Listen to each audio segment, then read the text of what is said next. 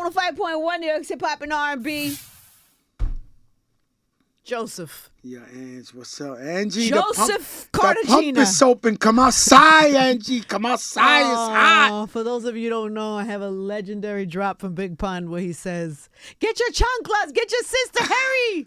The pump is open. Come outside, Come outside. Angie. The It's pump that is time open." of year. It's that come outside, the pump is open It is time of that year. time of year. It is the season of the Puerto Rican Day Parade. Listen, let me tell you something. I bought you something. And 2 people have been at this parade probably more than any people walking the earth. Godmama and Godpapa. But I brought you The something godparents. from Up NYC. What is this? Thank From you. Up NYC. I got you some bodies. You know I love a Up NYC. Yeah, well, you got Shout that. out to Slow Boy. He Slow, laced me he's with something else. the other day. Oh, he laced you with Yeah. something. Oh, boy, you I the mean, only I one pay, with the but I hookup. buy. No, I pay. Yeah, but you the only one with a hookup because, boy, he's... No, I pay, and then I say, hey, let me know when these come in, and he lets me know, and then I get them. Damn, you got more juice than me. Look at that. That's that Viejo San Juan. So, like, all the buildings in Viejo San Juan got the different colors. That's how they did that. Shout out to Dawnie, This is our fly. sister Dawn. It was her birthday. You know she's say- a part of that whole thing. And they say Puerto Rico in the back. Wow, Yeah. these are super fly. I'm going to wear these on Sunday. There you go. All right, so Sunday is the Puerto Rican Day Parade. I am the madrina this year. This is my second time. Yeah, it is. Yeah, the I've first. never been honored. I, Ay, ay, ay. This is I'm the so first time I sorry. waited. I'll tell you how it goes. This right. this was like the late 90s. It was mad years ago. Wow. My sash got yellow on it, like it's old, mad old. Yeah. My sash is mad old. I did it one time, and then never again. They never called again. I thought maybe I did something wrong. How about Fat Joe never been to Padrino? Wow, of the it's parade? time. It's- Why do you think it is? Were they scared of you? No, you know, I brought hip hop to the parade. I know you did. I'm the one I went every year, around Flojo, all that, like 4 years in a row, and they finally said, "Okay, we'll do hip hop," and we've been doing it ever since. But I don't know. I've never been to Padrino. I really don't know. I have a very fond memory of. I mean, I've been going to the parade since you too, right? Since you're a kid. I used to go with my grandmother when I was a little kid. And then when I first got in radio and they were like, "Do you want to go on a float?" I was like, "Absolutely." Wow. And then we did everything from, Benjamins on the float with like Puff and everybody and the Locks. And then I remember the year that you came with a big Terror Squad bus. Remember Not that a one. float. A bus. Like an 18-wheeler. Like an 18-wheeler. Every year we was trying to cheat. We was getting more and more.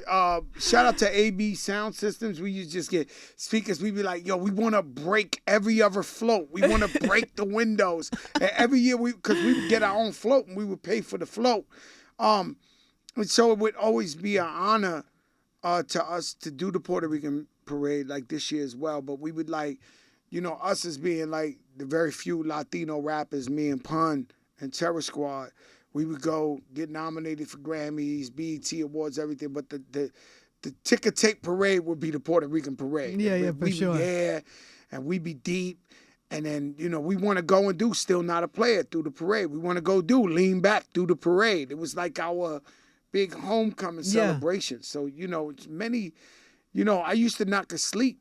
I mean, I know I didn't say it. I'm talking real Puerto Rican-ish right now. I used to knock I asleep. used to knock asleep. Yo, Angie, the bump is open.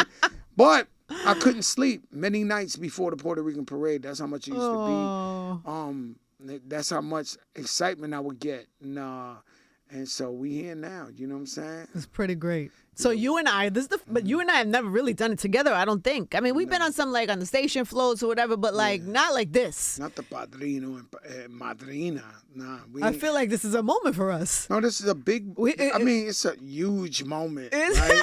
it's kind of a the great way we moment. used to do it, shout out to Forrest Projects, McKinley, we would meet up in my project, all of us, deep, maybe 200-300 of us, and we would take the train down to the Puerto Rican parade before rap. Yeah. And the whole Bronx, every station we'd go to, the whole Bronx jump on the train and we'd go over there and have the best time in the world. Yeah. I remember big two spots on the parade was the St. Patrick's. Felt like we was blessed, we do that. Yeah. In St. Patrick's Cathedral. And When then we that passed the cathedral. The museum. Yeah. Like back in the days, the museum was like Section 5 Orchard Beach. Yeah. Like it was like dang, they rocking on them steps. Everything smells like good food. Yo, everything's Yeah. a acapuria, everything's a pastelillo, like that. That was the spot. Whenever we would get Yeah. there, it would feel like, wow. And another thing is the parade always felt like it would never end. Yeah. It was a real cardio workout. Yeah. Performing every block, jumping up and down every block. By the time you finish, you feel like, Yeah. yo, what did I You know just what's do? one of the coolest things too? It's like when I was a kid and going to the parade. I mean, I was super happy to be there. I was like, it was very cool. I used to go with my grandmother. Then when I started getting into business and I was in radio and people started to know who I was, I would go to the floats. It was really the beginning of hip hop being included in the parade too. Like it didn't used to be. It wasn't the norm. I started, Ange, I can't tell you the true story. And I've been debating, and I spoke to Ruben Diaz, the Bronx borough president, my brother, who's also our legal advisor. I have an ill story that I can't tell about how hip-hop. You know, I went to the man. There was a man named Ramon Velez. I remember. And I would go to him every year and tell him that hip-hop was black and Spanish and this. And he'd be like, nah, this is salsa, this and that. I am the first hip-hop to ever be in the parade. But that was after 4 years of begging this man and doing certain things. And so, you know, we did that. Then we opened the door. Shout out to Sal Abatello. He helped me a lot doing that. He would go with me every year trying to convince the man. Because they was letting freestyle on. You know what I'm saying? They're just not letting hip-hop. Yeah. Yeah. They would let it freestyle, and then it was like a transition because it was on the radio station float, so they would let like K7. Come baby, baby, come.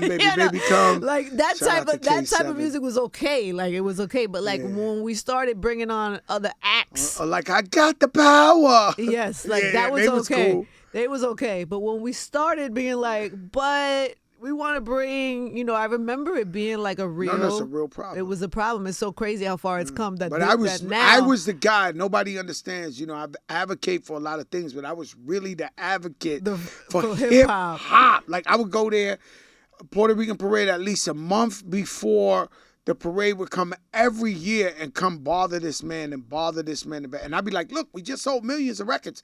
Look, we're doing Trinidad's fight. Look, I was like, really begging this man. You're late on this. Yeah, he was super late on it. But it's okay. We're here now. He was super But duper it wasn't late just on the it. parade. It was like a lot of Latin. This was always my fight back in the day, right? Like I would like even back when I was like playing with music and stuff. I would get, the Vibe magazine would put me in a thing, or even Essence magazine would show me love. Latina magazine. It was like I didn't exist. You couldn't do it. I couldn't do it. Still I the would have same a way. top 10 song if I could go. You let Fat Joe tell it. We rocking. should have a Lifetime Achievement Award at the biggest Spanish awards. They don't give us. I never got a Spanish award. I never got invited Me neither. to attend to I remember nothing. one time they were looking like, wow, this guy's here. Yeah, but I think that's part of the reason why Keep fighting. And it's also because why we rep hip hop so hard is because this is our culture. This is who we are, but we're also Latino, and we don't necessarily want to back down from either one of those things, no matter where. I remember what one space time there we're was a in. guy I really idolized. I really looked up to. His name was Ralphie Mercado, and he had his man Paniagua. These was the flyest Spanish guys I ever seen. And so when they was here, you would see them walk down the block. I mean, in the hood anywhere, and they would have sky blue linen suits on with the hats, with the cigar. Like, these guys got money. They do all the salsa. Yeah, of course. They had Mark Anthony, they had Hector Lavoe, everybody. Yeah. These was the big boys, these two guys, right? Now, I remember I came to him one time, right, after I left Puerto Rico, and I brought him reggaeton, because he had Mark Anthony, all of them. And I brought it to Ralphie Mercado, rest in peace. And I said, yo, you need to sign this. Like, this is like the new. He was like, that'll never work. Radio's only about salsa. Spanish radio only wants salsa. And look how big reggaeton got. Yeah, it's crazy. You know what I'm saying? Like, so it takes people who's down with the disruption. People who ready to change the game, Word. And shout out to Pepsi. We announcing. Speaking of young new artists and people changing the game and coming in the game, I love that we're about to do this. You do the announcement. It's a $25,000 grant for education and arts. Yes. To a person. We're giving out 4 grants. Yes. Pepsi Stronger Together. And it's for education and art. And this is a beautiful way for Pepsi to give back the underserved communities and people who really need the help, but are talented, and we're announcing it here. Now, this is the first time, right? This is Yes, it. Pepsi, perfect. Stronger Together. Stronger and Together. go on Instagram and all the socials and follow Pepsi Stronger Together. Really trying to make a difference. And by the way, we're going to be on the Pepsi float on Sunday. So we riding with this whole program. Nah, this Pepsi. We going to Jimmy's Cafe after what? The whole thing is happening. What's Jimmy's called now? Con sofrito? It's up there by Throsnick and all that. I'm going out there, Ruben Diaz. And let me tell you something. I'm trying to swing through. It's Nico's birthday the same day, so depending. I mean, yeah. Let me tell you something, Nico. Hey, yo, listen. This is 19. This is terrible. It's man, crazy. Right? It makes us feel old. Right? When I see Nico's six-pack hot diesel, he be like, "What's up, Unc?" I be like, "Damn, I'm old." I forget who I just seen somebody's son. I was just like, "Yo, I'll give up." Like it's over. Like these guys got beards and stuff. They full beards. Right? Yeah, for sure. And so that'd be beautiful. But one thing, man, Jimmy knows how to make a sancocho. Yeah, definitely. With extra beef in it. Yeah, man, and the little tostone that he does with the shrimp on top. Shrimp and all that. I mean, when it comes to food, he know how to do it. Yeah, shout out to Jimmy. So I'm going to go eat something up there. After the parade. Yeah, after the parade. But we'll be out there. You guys, make sure you join us. And usually, because, we are the godmother and the godfather. Oh, we'll be there real early. We're going to be there early. This is what they used to do. The hip-hop artists used to be in the last one in the floor. 4 o'clock at the start. 4 o'clock. By then we drained. We sat in the sun since 12 noon. That's a new day. We're going to be on the Pepsi float. We're going to be early. We're going to be out there like this. Yeah, and we're also going to be encouraging, the Pepsi Stronger Together thing. We're going to be encouraging people to sign up and get some information about these grants that we're giving out. Man. And I mean, don't say it ain't out there. You know what I'm saying? We always try to give back as much as we can. For sure. So you better fight for that little $25,000 grant, boy. That don't come. That don't come around often. Yeah, for sure. You know what I'm saying? So we should talk a little bit too about, because I've seen this conversation come up lately about Puerto Ricans and hip hop, right? Yeah. And I see Busta's been a very big advocate of you know what it is? He's an advocate of truth. Advocate of truth, but also making sure that the information is shared, because people know it. Some people come. What you're alluding to is almost like a cancel culture, almost like Twitter is the home of hate. And so these are people that really don't know the history, or just come around and trying to rewrite the history. Yeah. The history's the history. Yeah. It is what it is. If you look at the shout out to Joe Conzo, Puerto Rican, who, if it wasn't for him, none of the early pictures of hip-hop music or videos would have ever been captured. Like the Zulu Nation anniversary, everything that's legendary that started hip-hop, he's the guy who caught all the pictures of the Cold Crush, everybody, boom. And in all them pictures, it's half black and half Puerto Rican. Mm-hmm. There's just no way around it. Yeah. And I think some reason some of that got lost is because it was so New York. And in New York, black and Puerto Ricans, we grew up in the same neighborhoods, and we grew up with same culture, so it wasn't strange to us living in New York and growing up in New York that we knew where the culture came from. We never even knew we was going to be famous, so we was never going to be nothing. No, we didn't know none of living. that. I never realized there was a difference till I started when I got in the game, and then I would travel and I would go to different cities, and people would look at me like, "What are you doing here?" I'd be like, "What do you mean? What am I doing here? I belong here. What are you talking about?" But then I realized, there's a cultural difference, but it still does not negate the history of the culture and the history of how it Latinos started. and blacks created hip hop. If you go to Wild Style, the first hip hop movie, you will see the Cold Crush brothers. Their DJ was Charlie Chase, Puerto Rican, and you'll go to the battle that they had with Romantic, which was the first Puerto Rican MC. Ruby D was in there with the Fantastic Romantic. You cannot eliminate the Latinos' contribution to hip hop. When you talk about breakdancing, we talk about rock steady and Crazy Legs. When you talk about graffiti, it's every element of hip hop. It was 50-50, bro. If you look at the pictures, just go see the pictures. You'll see it. And why do you think? I mean, there's still a good bunch still riding out for the culture and still here and still present. But why do you think there's not more now? There is more. The problem is, now we're talking about another subject. The subject is called colorism. So Fat Joe's the white Puerto Rican with green eyes, but you got Carmelo Anthony, you got Jim Jones, you got Fabulous, you got Lloyd Banks, you got Pop Smoke, you got AZ from Nas and AZ. You got Yeah. everybody's Latino. Yeah. So everybody's black and Spanish. Nori. Every one of them is black and Spanish. So it's like, so we look at Joe as the white Puerto Rican. So it's like, he's, but these guys, Cardi. every one of them. Dominican, same thing. Same thing. Yeah, Spanish. yeah. We're not talking about Puerto Rican. We're talking about Latino and Yeah. black have been creating it. Till this day, Pop Yeah. Smoke, all these kids come up to me and they be like, yo, I'm Puerto Rican. My father was Puerto Rican. Yo, I'm like, all right, cool. Heard you. Heard you. There is, but in comparison to the foundation and the roots of it, and to how much you see it now, I don't think it has. No, Ange. It's everybody I just told you right now is Latino. That's a big Influence. That's a big influence. They are. You know what I'm saying? So Yeah. they beyond in there. It's too much. I'm mad. I forgot. There's another 20 of them right now. There's definitely way more. Yeah. Sure. It's everybody everywhere you look. It's half Latino, half black. That's it. Yeah. I wonder if because hip hop over That's the also years, a New York thing. It's a New York thing, right? So then, What's my man Kevin Gates? He's half Puerto Rican. So then I'm different. When they see me, they take the shirt off, and Maxwell, the singer, they show me the Puerto Rican flag. Like, I'm different. Like, they strip in the BET Awards. They be like, yo, I'm Puerto Rican, and they pull the shirt off with the Puerto Rican flag, and I be like, nah, bro, it's okay. All you have to do is tell me you ain't got to show me the flag, bro. It's all good.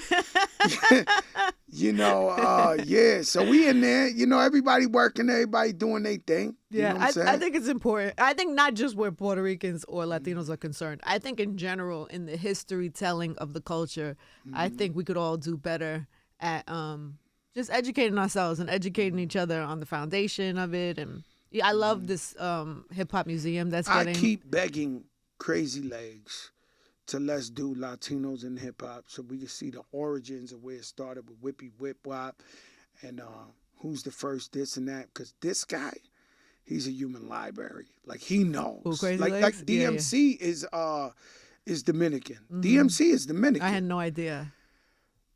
Man, look, man. I had no idea. He let Crazy Legs start telling you all the names. You'll faint. You'll be like, no way. I thought I was in this alone the whole time. Oh, look, Brittany just gave me a list of Latinos in hip hop. Ready? DJ Disco Wiz. First DJ in hip hop. Michael Tracy. Artist Tracy 168. That's a Pioneer, graffiti artist. pioneer, Legend. credited, yes, legend. Charlie Chase, of course, we all know Charlie Chase, Cold Crush Brothers. Lee Quinones, graffiti also. Prince Marky D, Fat Boys, you forgot that. Kid Frost, L.A., Bobito. No, not just Bobito. artists, but super big contributors to the culture. Was it for Bobito, we wouldn't be on. Like, Me especially.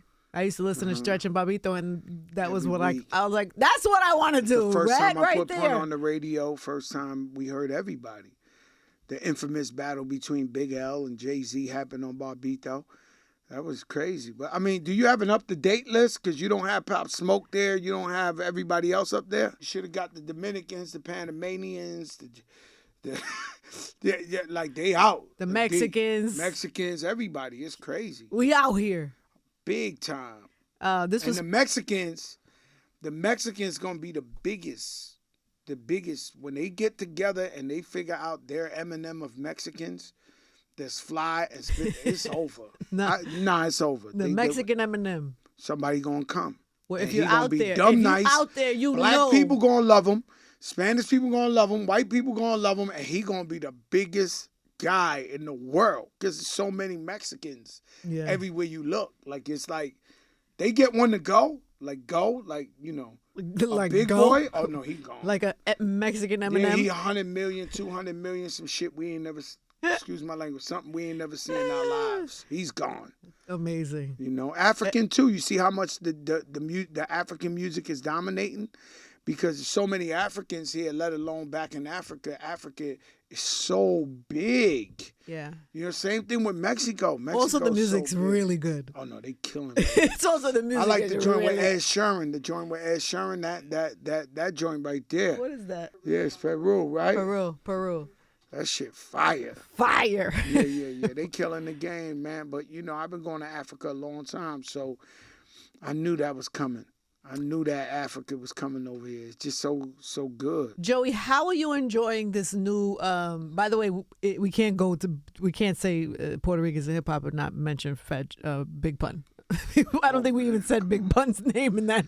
I don't even think you got. I think it's just understood. He's like Jerry West. He's the logo. Yeah. Like, nothing you can do. So I go yesterday to my cousin, Lorena's cousin Maria. We went to our house yesterday to see the kids. Her husband's Puerto Rican. Mm-hmm. So he don't speak much, right? But he finally spoke to me and he was like, yo, man, I think Big Pun is top 5 and he starts breaking down the list. I said, but the problem is it's almost like disqualifies you because you Puerto Rican and you pick Pun as number 1.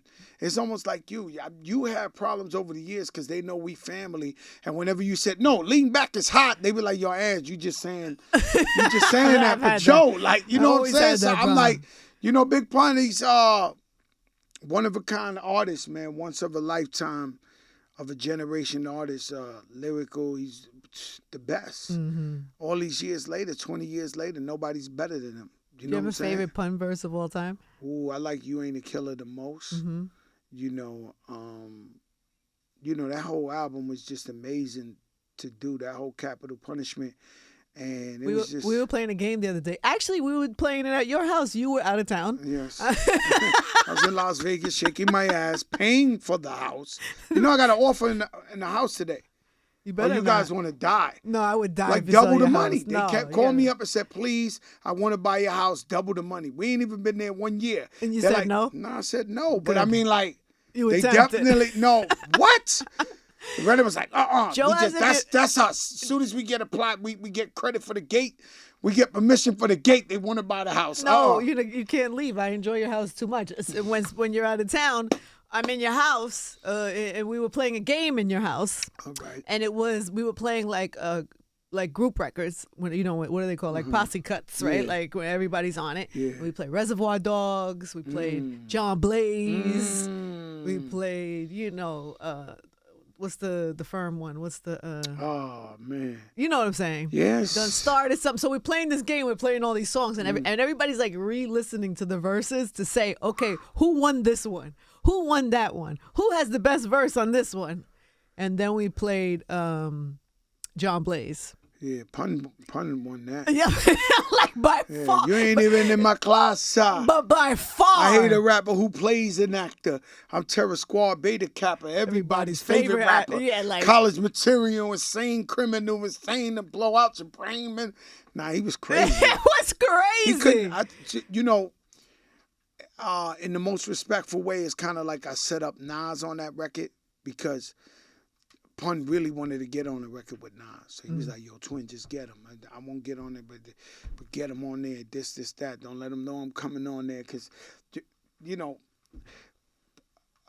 not to say that Nas did the record 1,000,000%, but they was artists, not Nas, but there was artists that was really scared to jump on records with Pun. Right. So we almost had to like gas guys to just, it's my record, and then throw Pun on it. Like, and then because, the story is, he waited for Cannabis about 30 to 100 sessions and he never walked in the door to do the song with Pun. Right. Like, Pun was so nice. People were like, they really was like. Yeah.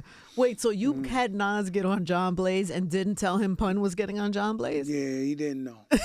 Oh, he didn't know because we wanted to get, he was like, yo, Twin, get him on there. And I was like, me and Nas, we brothers. So I was like, yo, Nas, and he came twice. And he rocked.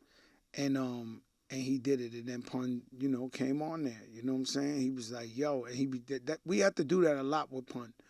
Like, I had to get artists on his shit that didn't know he was on the shit. Not saying nothing about Nas. I don't want nobody to misconstrue this in no way. No, he was doing the song for me. On everybody's list. Yes, he's on everybody's list. I'm just saying, and this is not referring to Nas in no way, but that's how we did that song. And that's how we had to do a lot of songs with Pun because guys was just not, at that time hip hop was different. It was so much about the lyrics that people wasn't ready to. Do you think if Nas knew that Pun was going to be on that song that he would have did it? Because, me and Nas, we've been family. You got to understand, my first video's Flojo. I knew Nas since Flojo. Yeah. He's in my second video, Success. We done did John Blaze. We done did everything you can name. He would have did my song. He didn't care. He ain't scared of nobody. I'm just saying that. Did he say anything to you after he heard the song and he No, heard? he said it on the Major Look remix where he was like Pun said, you ain't even in my class. He loved Pun. Yeah. You know what I'm saying? He loved Pun. So he wasn't pissed. He wasn't tight. Nah. Because some artists like to know, like you said, who's going to be on it. And then if they feel like they got to do it better, they'll actually come back and redo their verse. Well, I think I told this story before, but on the Lean Back remix, Eminem sent me the same verse 50 times and just was changing his cadence, the same verse, different way of saying it, faster, slow. I never seen that. Like, wait, don't print it, and it's the same verse. And I'm thinking if he said because Jay's on it? No. Jay was on the same one? The Lean Back remix was Mace. Oh, Lean Back. I'm thinking of All the Way Up. Lean Back was Mace, Eminem, me, and Rem. And Little John did it over. Who do you think had him under that type of pressure? No, he just puts that pressure on himself. Like even when I worked with Kanye, he made me say the verse about 200 times. My verse that I wrote, colder sack. Some people Dr. Dre is a genius, but he won't let nothing go because he's so into perfection. He got an album with Kanye West for 2 years. That he still won't let go. Was there ever a song you didn't get on because somebody was on it that you just didn't want to smoke with? I don't think so. I think the story of my life is courage and you back me up to the wall. I want to show you. I'll get on with the best and go. Yeah. I was unnervous when we got Jay on the All the Way Up remix. I was very unfrightened. Really? Yeah, you could gas me. I gas myself for anything. What is the conversation in your head? What do you say? Nothing. I'm going to go for what I know. I've done it every time. You know what I'm saying? I'm a guy. And it's your song, so. Yeah, I'm like Bruce Lee when he had all the cops waiting for him outside and kicks through the door and they shoot him 10,000 times. I'm head You're that first. guy? I really am. I'm dumb. I'll go for it. Other By people. the way, everybody could get got.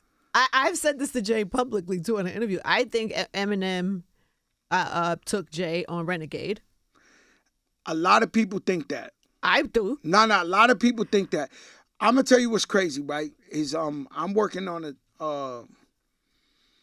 I don't know if it's YouTube, I don't know if it's a TV show, I don't know what it is. I'm working on something for sneakers, right? Where we going to different people's closets and showing their sneakers. And I use, in reference to that, I say I cannot have the sneaker shoe TV show and let somebody rock me with their sneaker collection. I've been collecting like a beast, making sure my joint, nobody gonna be like, yo, they rocked him on his own joint. They rocked him, PJ Tucker had more heat than him. I can't have that. And I take that from that scenario right there with that Eminem and Jay-Z. They was a lot of people think that maybe Eminem did that. Well, the backstory though too is that was Eminem's song first. He produced the song, got on the song, and gave it to Jay. Here, take it. And then Jay took it for the album. But Eminem created it, lived on it. It was his. And still then gave Jay-Z. it to him. Anyway, so I said it to him one time. I don't know if he remembers. In a long time in an interview, I was like, I think some people might think M might have. And he was like, still not a bad ratio if that's 1 out of a million. And somebody beat me on a joint. I'm a human being. My odds are still pretty good. I mean, that was pretty good. Who was really, really incredible at that was Biggie. And so Biggie, every song I've been hit stills and not feels. Biggie, he never let nobody beat him. He never let nobody beat him. I don't care if he rocked with 112. I don't care if he rocked with Super Cat. Every verse he ever kicked was like, wow. Everybody was like, oh my God. He was taking no prisoners. And Jay too, you know what I'm saying? All these guys who their profession is rapping. I feel like Jay-Z was born to rap, to MC. Eminem was born to MC. Biggie was born to MC. Pun was born to MC. There's some people that's their professions. Fat Joe was a hustler who turned into a rapper and then did what he had to do. But there's some people that was their whole existence. When they was born and the gods was checking them off. Was like, this is an MC, let him Yeah. do. This is a baker. This is a blacksmith. Like, you know, they that was what they was gonna do. They was born for that. I gotta tell you, Joey, as somebody who's been your friend for I don't know how many decades, right? And like really your friend. Like I have stories for days of us being young in the streets, all kinds of crazy stuff. You have really gotten. Sometimes I think I've heard every story. No, you ain't. Sometimes I'm like, hi, Joey, I heard this story 10 times already, please. But then every now and then I hear something and I'm like, I had no idea. I got so many stories. Let me tell you something. They figuring it out now. You keep that thought. I don't want to take you away from that. They starting to call me the best storyteller ever in hip-hop. They are starting to crown me as that. But the truth is, it's so many stories I can't tell you. I got a story with you one day when we at the pool. I'll tell you that I can't tell because you're my sister and I can't tell it. But it's a legendary story. Me? Yes. What did I do? Nothing. I can't tell the story. I'll tell you by the pool. That I did? No, you ain't do nothing wrong, but me and you was in a situation with some other people in a situation that I have never told a story because you was present. Talk about loyalty. I'm telling you, there's stories I won't tell. There's too many stories I won't tell. Give me a hint so I know what you're talking about. I'll tell you the story, you'll die. Okay. Definitely die. But I'm telling you, like, I have so many stories that I can't stay. That it's just so controversial, so crazy. You know, I've been around 30 years, you know, and everybody feel like, yo, I gotta tell Fat Joe. I don't want it. You know I have a similar problem, right? No, I don't. You do? Are you crazy? Yo, I don't want it. Joe, like I can't even tell you, man. Like I'm telling you the craziest things. Like they come to me like I want to hear it. I'll be like, please, I have a tuxedo on. There's a black tie affair. Why you want to tell me this? I do have. This is the problem I have. People trust me. So people tell me things that maybe they've never told any single body in their whole life. I believe it. Confessions. Regrets, things that everybody gets wrong about. Imagine the guy that thus far has been labeled like one of the realest ever. Yeah. They want to tell me stuff. Yeah, no, I get it. I try my best not to be told this stuff. So as much as, I'm a curse, y'all can bleep it. Much as shit I talk, I don't talk what I not supposed to talk. I get You're right. that. So as much as I talk, believe me, I don't talk. Yeah. Like, it's just so much in the chamber that's out of control. But wait, I need to know the story that I'm involved in now. No, you don't. I've protected you for many years, 20 decades or something like that. It's a story. It's not that bad. I mean, Oronde is nothing like you think.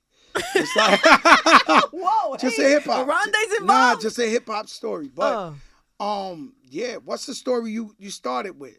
You see, you can't talk to me about stories because I got a story for everybody. What was the story I started with? I don't even remember that. Does anybody? What do you mean? You said, Joe, I heard every story you ever told, and I heard one that. No, but now I need to know that. You're gonna have to tell me off the air. No, I'll tell you off the air. That's nothing. You don't want to give me a hint? No way in the world. No in the way. Bronx? Was it in the Bronx? No, it's on radio and all that. Don't worry about it. It's a legendary moment. Legendary. Well, how I said it, you probably gonna curse me out when I tell you how I seen it, but it's all good. It's all good. Like, you know what I'm saying? I ain't never tell nobody that story in my life, and it's a juicy one. If you talk about clickbait, trying to get on, clout chase, you know, that was the clout chase 101 viral, stop America, start this and this and that. And I'm like, yo, I can't tell that story. Something I did? No, you was just present. I was present. And just because you was present, we can't tell the story. Because then we are guilty by association. Got it. Yeah, we all so we gotta leave it alone. We're gonna keep this. We're gonna talk about this by the pool. Let me explain something to you, bro. These stories. Let me tell you. I told LeBron, you know, I'm doing the shop. It comes out on Friday. Yay! I love that. Me, Amy Schumer, Don Lemon, and I told LeBron a story. I got a story with everybody. Of course you do. No, I don't know if you know that. So I said LeBron. They was asking me. So Don Lemon's like, yo, you this different thing. You got a story with everybody. And since I said, I got a story with LeBron he don't know about. He was like, what? Because people think I'm crazy. I got a story. I really am the Forrest Gump of hip-hop. And so I told him that One day I think I told you this story. One day I'm in the bathroom, New Year's Eve, using the men's room in Miami at a party, and a girl crashes in. And she looks like something happened, and she's crying, and she dives in the corner of the bathroom. I'm like, what's wrong, miss? What? Oh, no.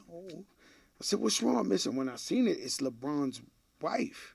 And she said... Girlfriend at the time. Girlfriend at the time. She's like, he proposed. And she's showing me. I'm like, Jesus Christ. Nobody will believe this shit. Like, this is LeBron proposed to his wife. She runs in a random bathroom, and Fat Joe's in there. And she's like, he proposed. And I told him, he confirms the story live on the shop.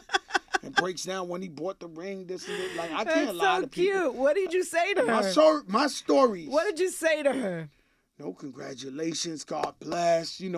I realized who she was immediately. Like, yo, that's LeBron's wife. You know what I'm saying? Aww. Well, at the time, she was his girlfriend. But, That's so yeah, cute. we got these type of stories with everybody. It's just, we was at the right place. We've been around a long time, man. Yeah, You for sure. too. Yeah, trust me, I got a lot The of them. story I love from you about me is when I first went to you and I told you I was going to be a big rapper. And you said in your mind, you was like, yeah, right. We probably never see this guy again.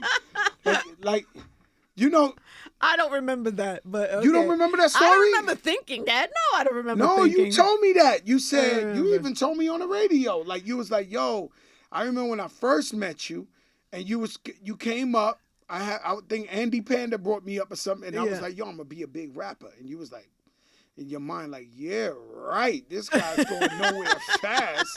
And all these years later, we here. And so, I remember, what I do remember is so many years ago. Who knows if I really thought that or not. But you told me this. I probably did at some point. Because, everybody says that. I hear that 4 times a day. That's what I'm saying. So most of the times it doesn't happen for people. Yes. So, you hear that 4 times a day. You're like, okay, yeah, good luck to you. I don't know. But but I did like you from the beginning. Yeah? Yeah, of course. That's crazy. Even then. I was a good guy. When you look at the Kanye West documentary and he was saying, I'm going to be the biggest, I'm going to do like that. They was all year writing him to death too. Yeah. Like everybody was like, and so. Well, because most people for every one person that says they're going to make it and makes it, there is 100,000. 10 million that are saying the same 10 thing. million, literally. Yeah, for sure. Don't. Yeah, for sure. So it's not And that so crazy. When you see him, like we're tired. We're like numb to this joint already, right? Like, yo, I'm gonna make it. You're like, all right, cool. Good luck. You know who I did meet?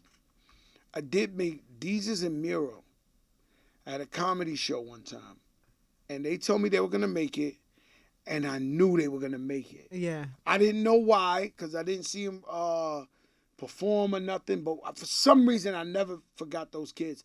And when I met them again after they was on and they had me on the show, I said, you remember me from the comedy show? They was like, yo, we thought you forgot. I said, no, you told me you was going to make it. Yeah, they had something about them. I met them early too, and I remember thinking, these guys are dope. I don't know what they're going to do, but I liked them too. That's how it is, man. Puerto Rican Parade this Sunday. This Sunday! Get out there early, the madrina and the padrino. You got your waves together? Because it ain't like it's a wave. I think now, it's right? a wave. I think it's a wave because you're not performing. We're the godparents. We have to be out there with dignity, like what I mean. We gotta like. We're like the royal godparents. Ain't that something? Nah, it's great. It's so much fun. I love the parade. Forever to be the godfather, man, or something. Like, Make me something. I gave up, right? You ever gave up in life? Like I was like, when they told me I'm gonna be the padrino, how did that happen, Uncle Dan? Somebody new took over the parade or something, right? Somebody new took over the parade and said, Fat Joe never been to Padrino? They said, no. He said, what are you guys on? Like, you gotta, and, we come. It's all right. Here we are. And so even though we polished and we making big moves and with legends in the game now, we still got that streetness to us that some people feel like, maybe, I don't know. Maybe they feel like, I don't know. But we here. We representing. We here, baby, and we will see you Sunday. And again, follow Pepsi, Stronger Together, if you're interested in the scholarship. On Instagram. $25,000 for 4. Wow, that's 100,000. Yeah, students. Shout out to Pepsi. And so we always like to give back. Shout out to Rock Nation. Shout out to Rock Nation for sure. Shout out to Rock Nation, my people out there, man. Yo, what's good? The Almighty Rock, what's good? What's good? And that's crazy, man. I mean, you know, we out here. Life man. is good. Life is phenomenal. Bro, No, it is though. Oh, it is. Like life is, you know, I don't understand people, even if you go through dark times or whatever. I don't understand people who don't love life. You understand what I'm saying? Like life is amazing. Like, you know, we here one time, you got to get it, or try getting it, or you got to go for it. You know, we not.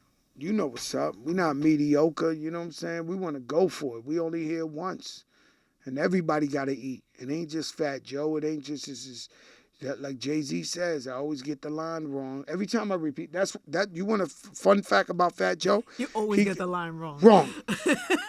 Like they asked me to come to the Biggie thing, and my favorite song is Big Pop, and I got 10,000 words wrong. Like I am a serial get it wrong, right? But Jay-Z, when he said, and on our Feeling It, on the first album, where he said, and if before we be each other's crutches. And so he understood that early. Everybody got to win. So that if somebody goes through a tough time or whatever, we could pick you up. It ain't one person or one woman. It ain't one guy, one woman. Everybody got to find their own way to win so that all our people are winning, so that if we ever need each other, we can pull each other up. That is the true, that's true currency right there. That's dropping gems. Perfect way to go out. We love you, Joey. We'll see you guys at the Puerto Rican Day Parade Sunday. This segment of Ask Angie on her own show. This is the Jopra edition. Did you feel at any point that you was like betraying New York or Biggie by going to do that interview with Tupac at that time? Because at that time, let me just give you the play scenario, what's going on. Okay. Funk Flex is talking about this is New York. We not playing none of this. This. Everything you with is on some anti-East Coast, West Coast. But you go out there to do this interview. And how did you get in touch with these people to do these interviews? And I'm a baby. You're a baby and you went out there. By myself. But I know there was people who might have been like, yo, why she do that? Yeah, for sure. For sure. Because I was, I don't know, I believed in doing the right thing even then. And I felt like everybody deserves to say their side of the story. And then everybody can decide how they feel after. But you can't just have one side of the story and not the other side of the story. And then when I spoke to Pac on the phone before I decided to go, his side of the story was like, how could I be mad at a whole coast? That don't even make sense. And I said, well, nobody's heard you say that. Like, this is getting bigger and bigger and bigger. And he said, "We'll come. I'll do it." I said, "Come to the show, do an interview." I wanted him to come to me, and he was shooting a movie. And he said, "Nah, I can't right now, but I'll fly you out here. You could come here, and we'll have the conversation here." And so I'm thinking, young, naive.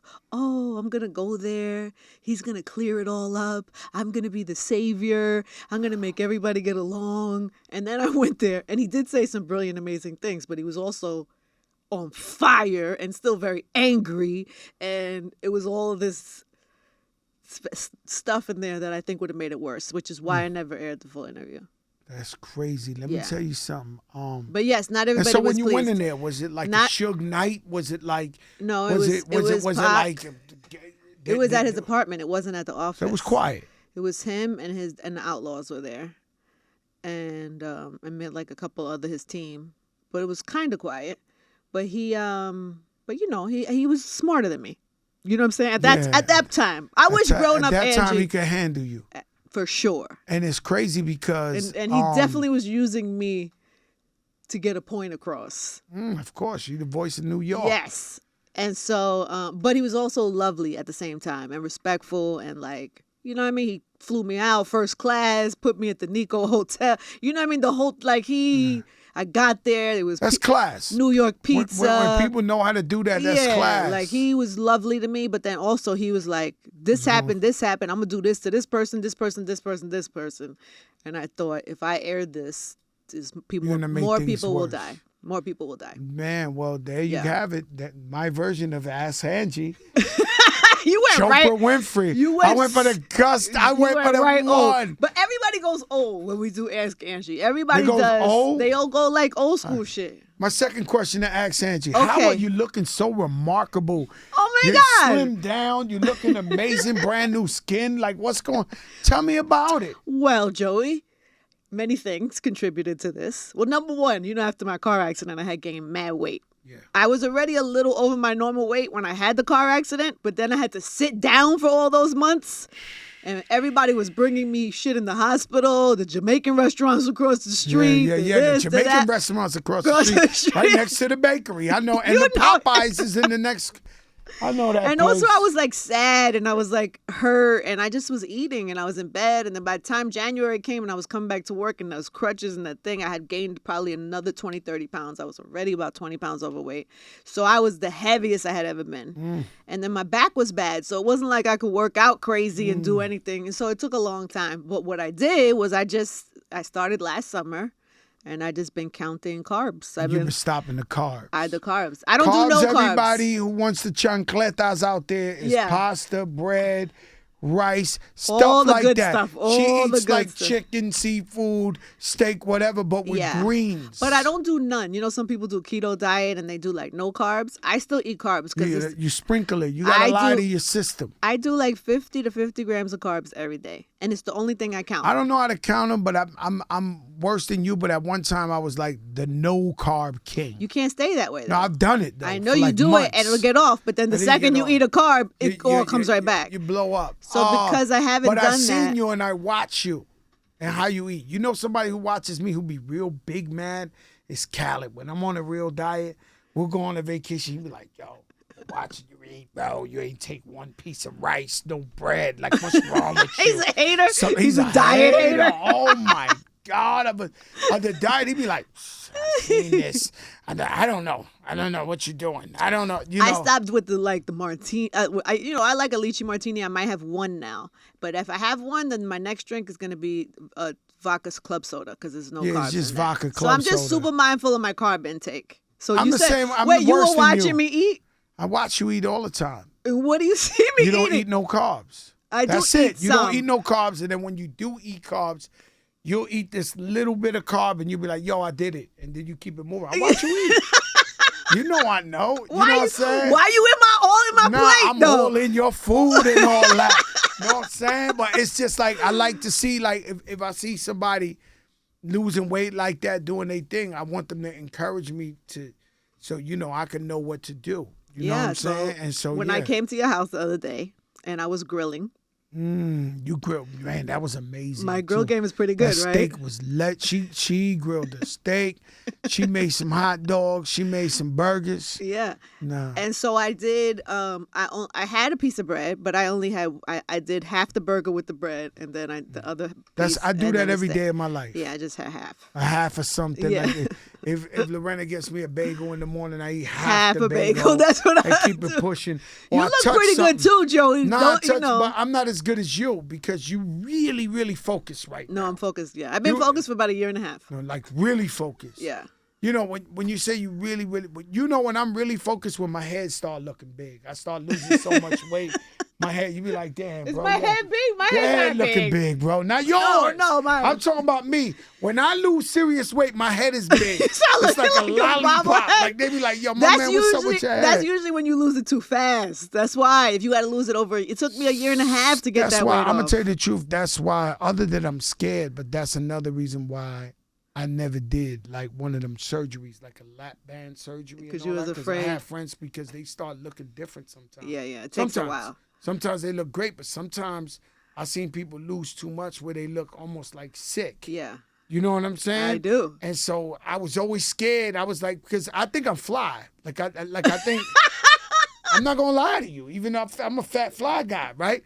But what if I did the thing and my head is big and I look weird now and I messed my game up? So I'm like, let me just chill with this. We want you a little bit. Let me chill with this little chubsy wubsy, yeah. And I'm good to go. Because I've been seeing, I seen some people who made the right health decision, but they look kind of crazy after. My third question of Ask Angie is, we already talked Tupac, but besides that, have you ever been in an interview where you thought it could have got violent, or you feared like the wrong people were there, like it could have went left? Like Like, you mean like I was scared of somebody I was Scared, like interviewing? violence. Like, like this might go the wrong way.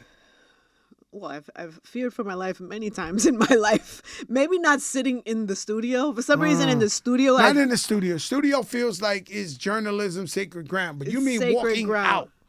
Walking outside. You know, so funny. Sometimes I think because you're my brother and you may not realize. You know, you've not been in the game before, like 30 years. Even before a couple of years before Joe. Yeah. You know what I'm saying? It wasn't a shit. I try to tell him she's a big deal. Shit wasn't always sweet out here all the time. And then I was a girl running the streets by myself. I wasn't running the streets with security. Street team, I didn't all have that. big brother. I grew to have big brothers. I grew to have Fat Joes and Sean Peckases and people who would hold me down. Then I would have security later on in the years. But in the early years, it was the girl from the radio station was at the parties, at the things. It was the Buckshot Shorty era. By herself. And so did you ever fear? Yeah, of course. In the clubs and people would be a shootout in the club. I remember. What was the name of that club? No, somebody. You could believe. Somebody came to kill me at Hot 97 one time. No BS. Like I did an interview one morning, he was downstairs. and I came outside and he was downstairs strapped and had that demented look like he was ready to let it go. And I walked up to him and I said, "Yo, if you're gonna do something, look me in my face, look me in my eye." And he, when cowards want to do something to you, they look away. So I said, "Look me in my eye, bro. If you want to get it on, like if you're gonna do what you're gonna do, look me in my eye." And he looked at me and he just broke out. Thank God. Yeah. Well, he was strapped ready. He was one of them guys, one of them. Not well. Killers, but I was not well. Yeah. And I was on the radio, the morning show dropping. I don't even know if it was We Thuggin' or something. What's Love? Moment of my life. You're in like cheery promo mode. I done brought donuts to the interview. We done this, and I come outside. I'm like, holy. This could be the day. This is the guy. Well, I used to go to clubs. I used to host parties a lot. And I would go by myself or with somebody who drove the van or whatever. And so there was definitely a few times where I felt like people was looking at me getting a bag. Like that. Yeah. And being really careful and maybe asking like a security guard at the club to like walk me to the car. Yeah, you're feeling that type of those eyeballs. Because I was always very aware, even young. I knew I'm watching exit doors. I'm watching people that's not dancing. You know what I'm saying? Like even young, I was like, who's not dancing? I'm always serious? watching them. So I had a few like uncomfortable moments like that, or shootouts in the club, and I'm standing on the stage and there's no way to get out. That happened every week. Happen all the time. But then also, I watched a person get shot online outside of a club. Shot, and them take the person shot and pull them to the side, and the ambulance comes, and I watched everybody get back online in the same exact spot the person got shot to go in the club. Because it used to be like that all the time. It used to be like that. Yo, they got shot. Damn, that's messed up. Yo, wait for the ambulance. Yo, get back online. The party's popping. I was probably 16. Yo, that's crazy. I was probably 16, snuck into Roseland. There was a shootout in the club. Oh, that was the real days. I jumped under the table, waited for the shooting to stop, waited a couple more minutes. The music goes back on, and we carry on with the party. The party didn't stop. It just was like that was only the shooting had to stop. I wonder I don't know, New York, maybe. We felt like, yo, maybe something's going to happen, and we keep it moving. But there was a time, I want to say like late 90s, early 2000s, that for some reason, and I don't know what it was, me on air attracted people who weren't well. Ooh. So I had a handful, literally, like 5 or stalkers? 6, that would show up every day or send something every day. Or, one time I was walking out the station and I looked to the left and I knew them all because we had photos of them. I saw him crawling on the street underneath the car to come out to the and luckily I was always aware of my like surroundings, so I ran back inside. One time, yourself? I was by myself going across the street, and you see a weirdo crawling on the floor. Yes. Then one time, one of them, because we knew all of them, because we had incidences with like these 5 or 6. One of them showed up at a party I was hosting in the Hamptons. He went all the way to the Hamptons, but Pecas was there with me on that time, and that was taken care of. Yeah, I'm gonna beat these people up, Angie. I'm being honest with you. What do you mean? Just these people, you stalk me, I'm beating you up. I'm gonna beat you up. I'm gonna. Is this like like I a promise PSA? you. It's like a PSA. It's a PSA. It's a PSA because people starting to ring the bell in my house and stuff. I'm gonna just come out every day and beat you up. I'm willing to go to jail. Like, don't stalk me because I'm gonna hurt you. Yeah. It's slowed down. I guess now it's it's different. Radio's different now too, and everything's different. But there was a scare. That portion of that year or two, I definitely felt uneasy walking around the streets. But whatever. We've all been through shit, and we done been through shit where this person hates this person, and he's over there, and you're over there, and I'm in the middle of the club. I remember when Fat Joe had beef with, and I hate to bring it up, but with 50 Cent, and then you had to interview him. And it was like, I don't know if you remember that. I was listening to that interview and you did something like, because Joey's my brother. He was like, yeah, I know that, but he's a chump. I'll just how awkward was it for I you? hated those. I hated those moments. You hated those, right? Of course I hated those moments. Like you in there and he's just like, yeah, but when I see him, I hated those moments. But that was me trying to be fair, trying to give everybody a platform. I can't not. He's one of the biggest rappers in the game. I can't not give him the platform. But I also try to be honest. I'm not going to sit here and view my brother and not let him know that. Right. He got to know that. He got to know that. Yeah, so, yeah. So plenty you've been of in awkward unawkward. Yeah, of course. There was times you called me like, hey, I'm about to go do this thing. I know you don't really rock with this person, but is it cool? And I'm like, of course, Joey. I held an embargo for about 20 years, and then I finally said, yo, Angie, it's over. And you was like, yeah, it's over. You can go do it. I was like, yeah, it's 20 years. Like, how much loyalty? Like, even me with the 50 Cent thing, I had to call Irv and John, be like, yo, it's been 8 years. Is it okay? What do y'all want me I'm trying to get this money. Yeah, I've been for 8 years already. Like, is it good enough? Am I loyal enough? Did I show you? Angie was worse. It was 20 years. It's like, your Angie, y'all. She was like, nah, it's all good, y'all. I said, sheesh. 20-year grudges, huh? People hold them. You never know. People still hold them, by the way. They still hold them. Of course. That person in particular still holds it. Yeah? Of course. You know what? Yeah, some people over here hold it too. Jesus Christ. Like, I don't know. Yo, at some point you got to give it up, right? Ideally.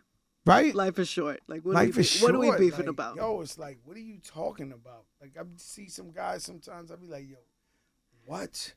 Like, I'm not the same person I was 20 years ago. Yes. I don't even think like that, nor do I even hang out with those same people, nor do I have the same idea. Like, somebody come, yo, man, because we had an argument 20 years ago. Well, 20 years ago? Like, I don't even know what you took. Yo, we used to be cool 20 years ago. Why we don't hang? Yo, bro, we not even on the same mentality, yo. You know what I'm saying? Fantastic. So that was the Ask Angie Jopra edition. Never disappoint, Joey. Never disappoint.